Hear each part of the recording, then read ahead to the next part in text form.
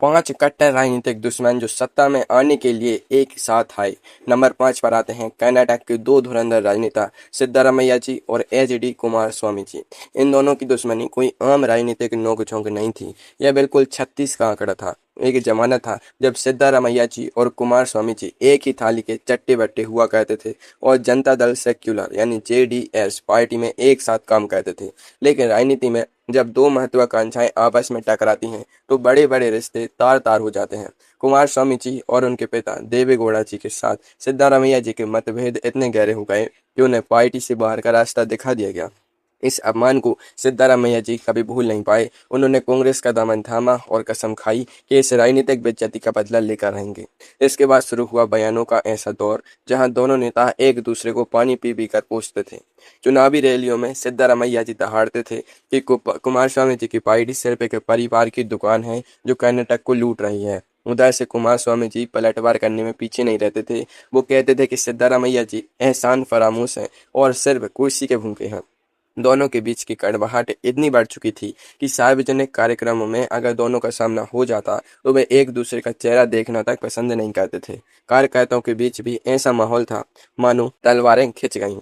लेकिन साल 2018 के कर्नाटक विधानसभा चुनाव ने पूरी बाजी ही पलट दी। जनता ने ऐसा त्रिशंकु जनादेश दिया कि बीजेपी सबसे बड़ी पार्टी बनकर उभर गई, लेकिन बहुमत के आंकड़े से थोड़ी सी दूर रह गई।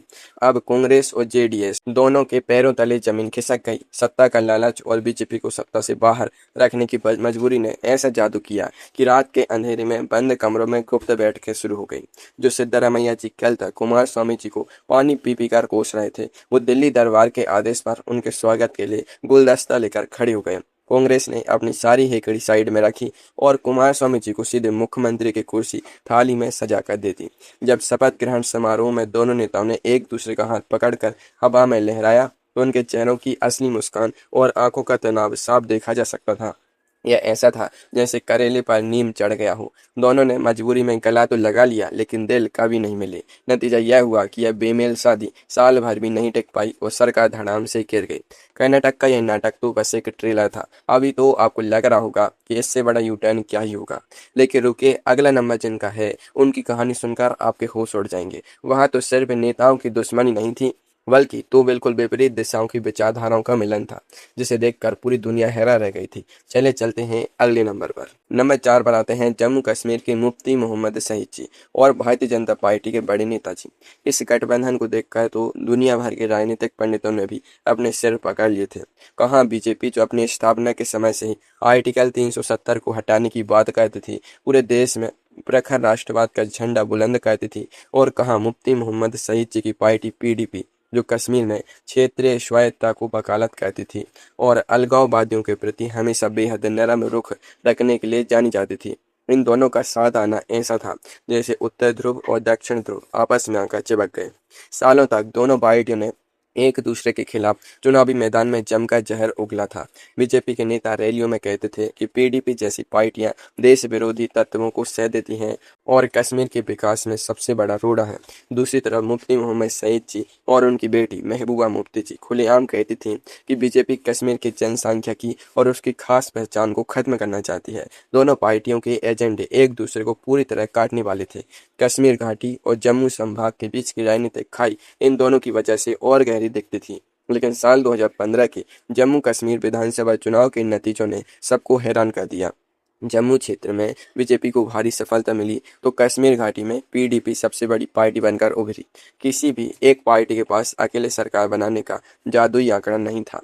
अब कुर्सी की खुशबू ऐसी उड़ी कि दोनों तरफ के नेताओं की नाक तक पहुंच गई। सिद्धांतों और विचारधाराओं को एक भारी भरकम बक्से में बंद करके उस पर ताला लगा दिया गया। मुफ्ती मोहम्मद सईद जी ने खुद प्रेस कॉन्फ्रेंस में हंसते हुए स्वीकार किया था कि यह नॉर्थ पोल और साउथ पोल का मिलना है। सत्ता के सिंहासन पर बैठने से पहले दोनों ने एक कॉमन मिनिमम प्रोग्राम तैयार किया और गठबंधन की सरकार बना ली। जो नेता कल तक एक दूसरे को देशद्रोही और सांप्रदायिक बताते नहीं थकते थे, वो अब कैबिनेट मीटिंग में साथ बैठकर मुस्कुराते हुए चाय की चुस्कियां ले रहे थे। यह सत्ता का ऐसा नशा था जिसने कश्मीर की जमी हुई बर्फ को भी पिघला दिया। हालांकि यह अप्राकृतिक गठबंधन अपने अंदरूनी विरोधाभासों की वजह से ज्यादा दिन नहीं चल सका और आखिरकार महबूबा मुफ्ती जी के कार्यकाल के दौरान यह सरकार बीच में ही बिखर गई। कश्मीर की वादियों में विचारधारा का यह सरेंडर तो आपने देख लिया, लेकिन अब हम जिस राज्य में जाने वाले हैं वहाँ की राजनीति में जो भूचाल आया उसने पूरे देश के राजनीतिक समीकरणों को हिलाकर रख दिया था। एक ऐसा परिवार जिसने कभी सपने में भी नहीं सोचा था कि वो उस पार्टी के सामने घुटने टेकेंगे जिसके खिलाफ उनकी पूरी विरासत खड़ी हुई थी। कौन है वो, चले जानते हैं। नंबर 3 पर आते हैं महाराष्ट्र के उद्धव ठाकरे जी और कांग्रेस एनसीपी के दिग्गज नेता। यह कहानी तो बॉलीवुड की किसी सस्पेंस और थ्रिलर फिल्म से भी कहीं ज्यादा रोमांचक है। शिवसेना की नींव रखने वाले हिंदू हृदय सम्राट बाला साहेब ठाकरे जी ने अपनी पूरी जिंदगी जिस एक पार्टी के विरोध में गुजार दी वो थी कांग्रेस। बाला साहेब जी अक्सर अपनी जनसभा में गरजते हुए कहते थे कि मैं अपनी दुकान बंद कर दूंगा, अपनी पार्टी को खत्म कर दूंगा, लेकिन कांग्रेस के सामने कभी नहीं झुकूंगा और उनके साथ कभी समझौता नहीं करूंगा। उद्धव ठाकरे जी ने भी अपने पिता की इसी विरासत को आगे बढ़ाते हुए हमेशा कांग्रेस की नीतियों और राहुल गांधी जी पर बेहद तीखे और करारे तंज कसे। दूसरी तरफ शरद पवार जी के एनसीपी और कांग्रेस के नेता भी शिवसेना को हमेशा कट्टरपंथी बाल ठाकरे की सेना और सांप्रदाय के ताकत बताकर कोसते रहते थे। दोनों गुटों के बीच दशकों पुराना ऐसा राजनीतिक और जमीनी संघर्ष था। मुंबई की सड़कों पर इनके कार्यकर्ता आपस में भिड़ जाते थे। दोनों की राहें बिल्कुल जुदा थी और दोनों का एक मंच पर आना असंभव माना जाता था। लेकिन साल 2019 के महाराष्ट्र विधानसभा चुनाव के बाद जो सत्ता का सस्पेंस शुरू हुआ उसने इतिहास के पन्ने ही पलट दिए। बीजेपी और शिवसेना ने साथ मिलकर चुनाव लड़ा और उन्हें बहुमत भी मिला था, लेकिन नतीजे आते ही मुख्यमंत्री की कुर्सी को लेकर दोनों पुराने सहयोगियों में ठन गए। उद्धव ठाकरे जी को किसी भी कीमत पर मुख्यमंत्री बनना था, क्योंकि उन्हें अपने पिता से किया वादा पूरा करना था। अब जब पुराने दोस्त बीजेपी से बात नहीं बनी तो उन्होंने सीधे अपने दौर विरोधियों के दरवाजे पर दस्तक दे दी। रातों रात शरद पवार जी ने सोनिया गांधी जी के साथ मिलकर एक ऐसा चक्रव्यूह रचा जिसने सबको चौंका दिया। उद्धव ठाकरे जी ने अपनी सालों पुरानी कट्टर हिंदुत्व वाली छवि को खूंटी पर टांग दिया और सेक्युलर कांग्रेस एनसीपी के साथ मिलकर महाविकास अघाड़ी नाम का एक नया कुनबा बना लिया। उद्धव ठाकरे जी खुद मुख्यमंत्री की कुर्सी पर विराजमान हो गए।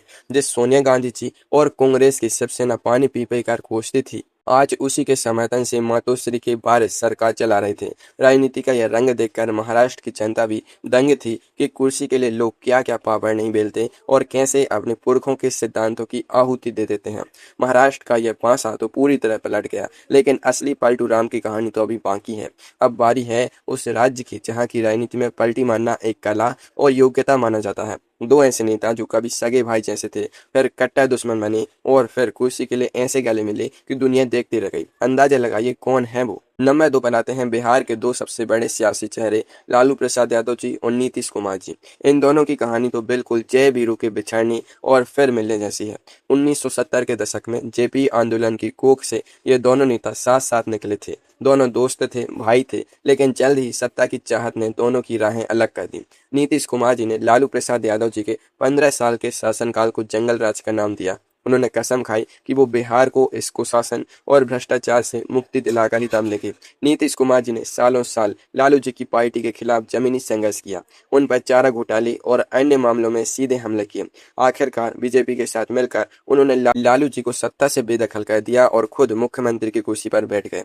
लालू यादव जी भी शानदार बैठने वालों में से नहीं थे। वो नीतीश कुमार जी को पलटू राम, पेट में दांत होने वाला नेता और ना जाने किन किन मजाकिया और तीखे नामों से बिल्कुल आते थे। दोनों के बीच की कड़वाहट सिर्फ राजनीतिक नहीं थी, बल्कि बेहद व्यक्तिगत हो चुकी थी। सार्वजनिक मंचों पर भी वे एक दूसरे पर कीचड़ उछालने का कोई भी मौका हाथ से जारी नहीं देते थे। बिहार की जनता भी मान चुकी थी कि इन दोनों का एक साथ आना अब कयामत के दिन ही मुमकिन है। लेकिन साल 2015 के बिहार विधानसभा चुनाव से ठीक पहले देश की राजनीति की हवा का रुख पूरी तरह बदल गया। केंद्र में नरेंद्र मोदी जी की प्रचंड लहर को देखकर इन दोनों बड़े क्षेत्रीय छत्रपों को समझ आ गया कि अगर अब भी अलग अलग लड़े तो दोनों का सुपड़ा साफ होना तय है।